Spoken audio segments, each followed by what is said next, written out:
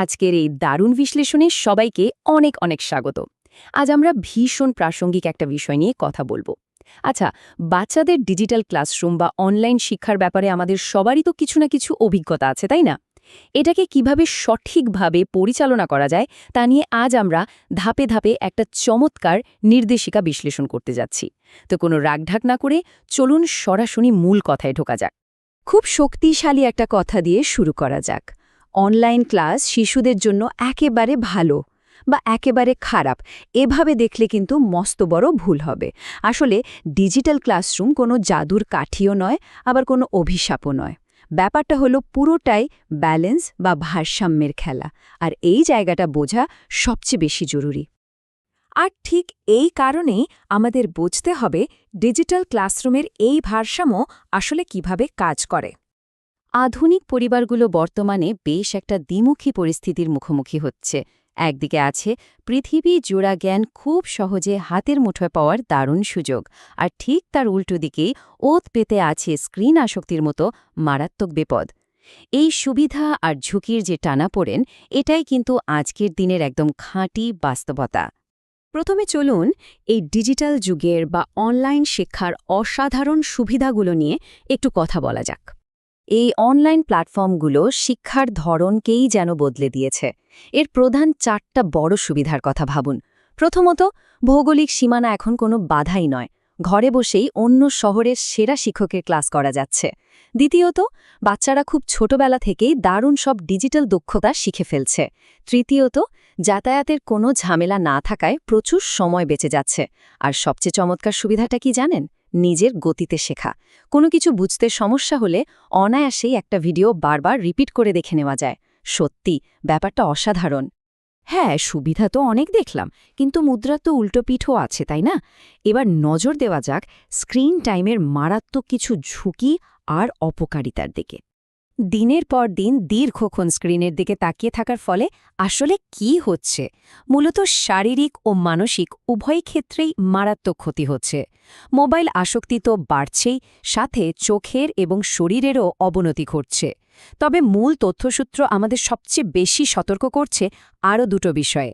Virtual জগতের কারণে বাস্তব জীবনের সামাজিক মেলামেশা আশঙ্কাজনকভাবে কমে যাচ্ছে, এবং বাচ্চাদের মনোযোগ ধরে রাখার ক্ষমতা বা অ্যাটেনশন স্প্যান দিন দিন ছোট হয়ে আসছে। এটা কিন্তু একটা অশনি সংকেত। তবে ভয় পাওয়ার কিছু নেই।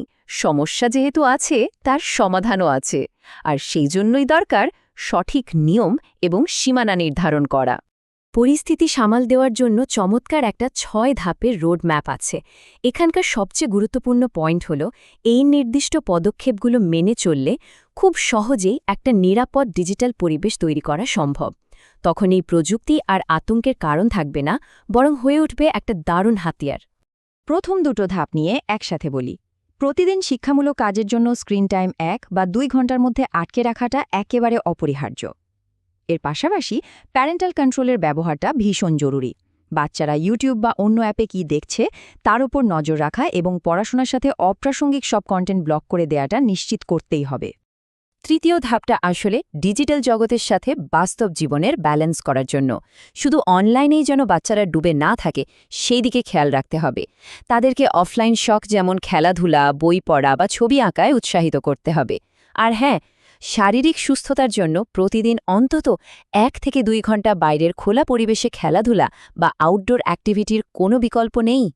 পরবর্তী পর্ব, স্বাস্থ্য এবং পারস্পরিক যোগাযোগ। চলুন দেখে নিই এখানে আমাদের জন্য কি পরামর্শ রয়েছে। খুবই কৌতূহল উদ্দীপক একটা ব্যাপার এখানে খেয়াল করার মতো। চোখের ক্লান্তি দূর করার জন্য দারুণ একটা স্বাস্থ্য পরামর্শ হল 20-20-20 রুল। টানা স্ক্রিনের দিকে তাকিয়ে না থেকে প্রতি 20 থেকে 30 মিনিট পর পর 5 থেকে 10 মিনিটের একটা ছোট্ট বিরতি নেওয়া চোখের সুরক্ষার জন্য রীতিমতো ম্যাজিকের মতো কাজ করে।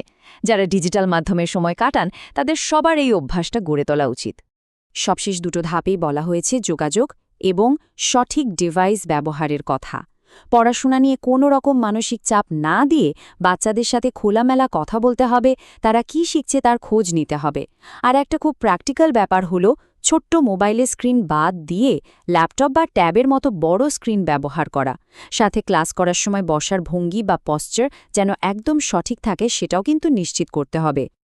আজকের এই বিশ্লেষণ একদম শেষ পর্যায়ে চলে এসেছে, তবে শেষ করার আগে একটা অত্যন্ত গুরুত্বপূর্ণ প্রশ্ন সবার জন্য রেখে যেতে চাই।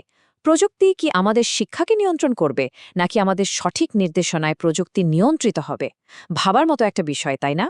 এই ডিজিটাল যুগে আমরা কেউই নিছক দর্শক নই, বরং আমরা হলাম সেই সক্রিয় পথপ্রদর্শক যাদের সঠিক দিক নির্দেশনায় নির্ধারণ করবে এই প্রযুক্তি আশীর্বাদ হবে নাকি অভিশাপ।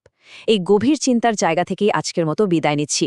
চমৎকার এই আলোচনাটি শেষ পর্যন্ত থাকার জন্য অসংখ্য ধন্যবাদ। নতুন কিছু জানার আগ্রহ নিয়ে এভাবেই সবসময় যুক্ত থাকুন।